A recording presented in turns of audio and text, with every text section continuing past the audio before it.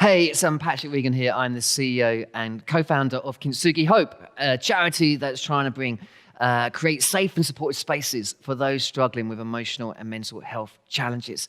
And it's absolutely brilliant to be with you.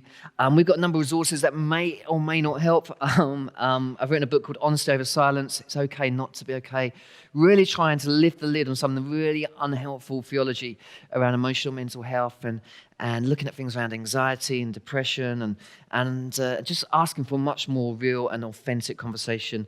When Faith Gets Shaken, which is asking the question, where is God in the midst of suffering? And then lastly, something I found really, really helpful is this journal. And you can just write in it every day.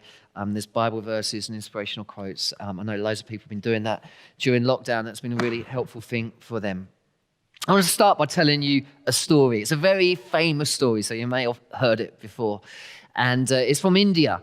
And a guy who basically was a water bearer. He had two massive pots. One had a crack in it.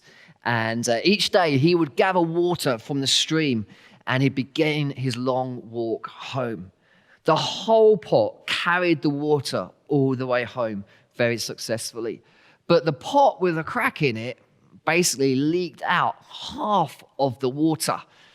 And after a number of years of doing this, the cracked pot said to its owner, "I feel so ashamed. I'm only doing half the job. The other pot is far more successful."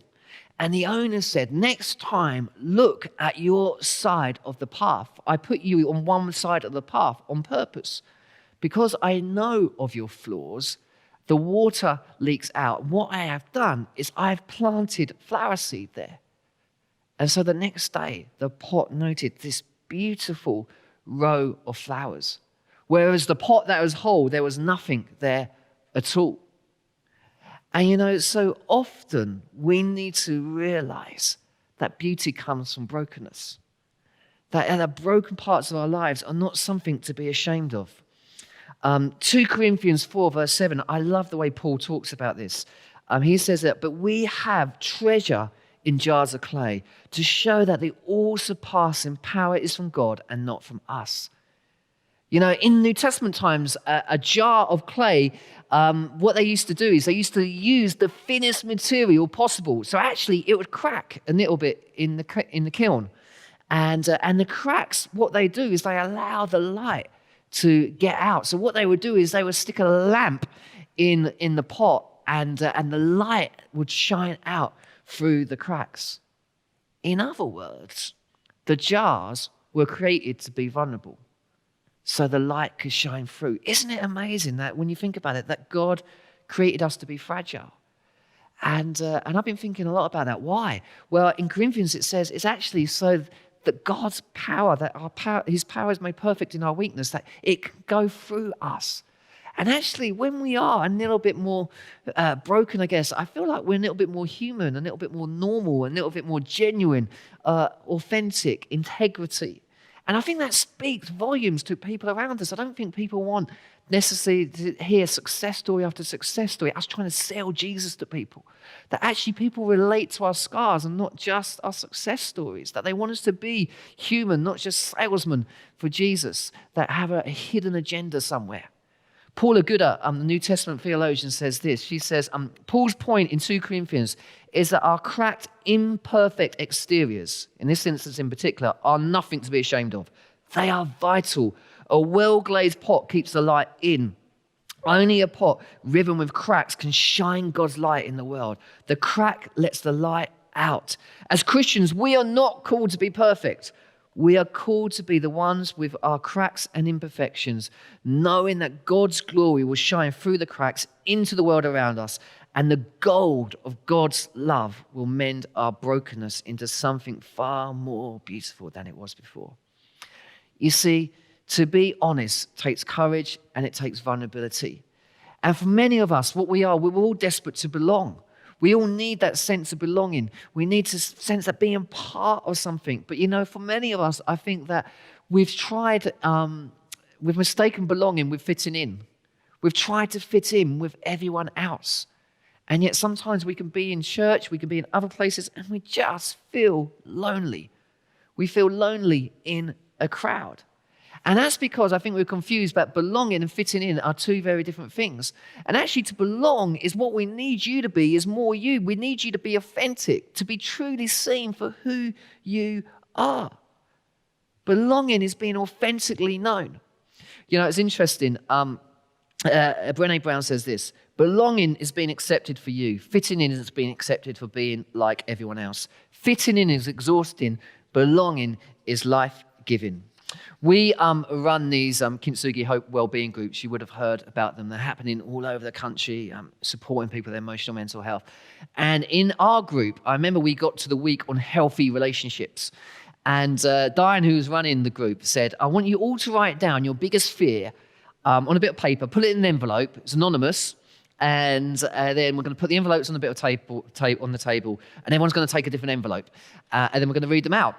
And so we said, well, this could be amazing. So what we decided to do is write our biggest fear and put it on the envelope, and we were all a bit nervous, but it was anonymous, so it was all good. First person read out their fear, and the biggest fear was health anxiety. Second person had also put health anxiety. And we went around, there's about 10 of us there. 4 of us, including me, had written health anxiety. And then after it got to me, I went, have any of you done that thing where you get a headache and you Google it, and then you think you suddenly got a brain tumor? You go to Dr. Google for a diagnosis, and everyone was, yeah, I've done that. And we started laughing about it. It was a bit of dark humor, to be honest. But actually, there's a sense of, you guys really know me now. I feel like I belong to this group, and I don't have to fit in. I don't have to have all the answers.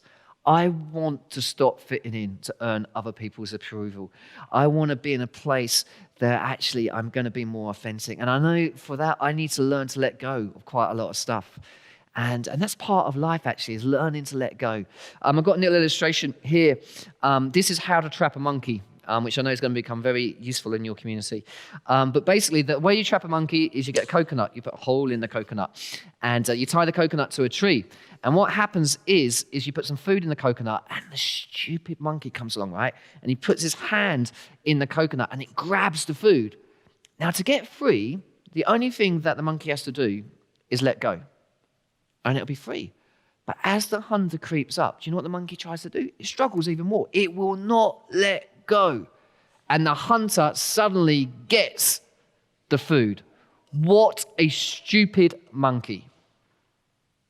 Well, maybe I'm a little bit like the monkey. Maybe I need to let go of ego trying to impress other people. Maybe I need to let go of my inner critic that just tends to beat me up and tells me I should, I must, I ought to be better. Maybe I need to let go of what I think success is all about. I had a friend who's a police officer who had a nervous breakdown, and he had to let go of the lie that tells him what is weak and what is strong. I have a friend who's single and childless in her 40s. She's had to let go of the pressure society puts on people to be married and start families. I've had friends who've lost their children to suicide. They've had to let go of questioning whether they could have done more. Sheila Walsh says this, I think it's really interesting. She says, be still and know that I am God. The original Hebrew root meaning for be still doesn't mean be quiet. It means let go. That's very different, don't you think? Let go and know that I am God. Let go of trying to control your spouse. Let go of worrying about your finances. Let go of unforgiveness. Let go of your past. Let go of what you can't control, and rest in the knowledge that God is in control. Some of you may have seen the film The Great Showman. Now, the film The Great Showman, I resisted going to see it for years because I was like, it stars Hugh Jackman. I call him Hugh Jackman because he's big. And he's like Wolverine in the X-Men, right? I don't want to see Wolverine sing. That should not be allowed. Yeah, it's a bit like when Pierce Brosnan, when he was James Bond and he was in Mamma Mia. James Bond singing, actually, he should never be allowed to sing. That should be a rule against it. And so I was reluctant to go and see it. And everyone was talking about it. And then one morning I woke up and Diane's like looking at it on YouTube on her phone. I thought, you're worse than the kids, for heaven's sake. And she's like, you got to watch this. And it wasn't actually from the film. It was a rehearsal for the film. And it was the woman who played the bearded lady. If you don't know the story, it's about a guy called P.T. Barnum. And somehow he gathers this unusual bunch of people around him, people that don't feel like they fit in anywhere, actually. The too big, the too large, the too tall, the too small, people with unique talents. And he creates a sense of belonging where they can belong, but they don't have to fit in. And they start putting on this incredible show, but there's a sense of shame about who they are. And there's this one bit in the film where the woman who's going to sing the song, the show's anthem, This Is Me, she's basically singing it for the first time in front of everyone. And she's standing behind this music stand, and she's terrified. And the whole song is about, not being full of shame, is stepping out of shame, owning yourself, owning your story. And the producer's trying to encourage her to get away from the music stand, but she stands there almost terrified, singing the song. She gets halfway through the song, and she realizes that she has to embrace this. So she steps away from the music stand. She steps into the middle. And I don't know what happens. You can watch it on YouTube. It's amazing. She turns around to the backing singers, and they start to really go for it. And then she turns around. She's like a different person. It's almost like, yeah, this is who I am. I'm embracing who I am. I'm going to go for it. And it's almost like it's just an incredible explosion of joy. As she got towards the end of the song, she starts to feel really vulnerable again. So she turns to Hugh Jackman, and she grabs his hand. She doesn't grab it for long. She grabs it for a little bit. And then she starts to sing again.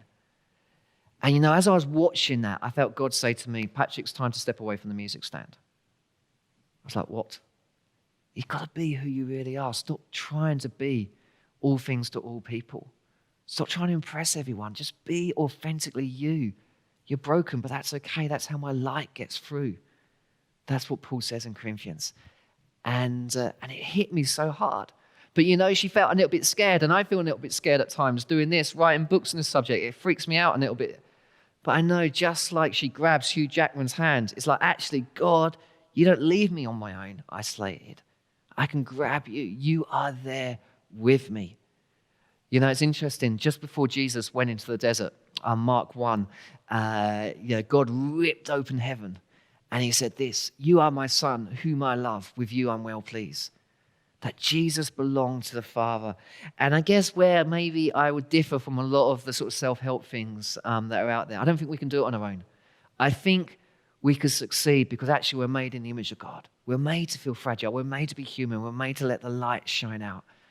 And it's not about who you're becoming. It's about whose you are. That's the key. You belong to God. You may have heard us say this before. There's a word that we use a lot in Kintsugi. It's called flawsome. It means an individual who embraces their flaws and knows they're awesome regardless. You're flawsome, that you're loved, you're cared for. It's been such a privilege being with you today. God bless.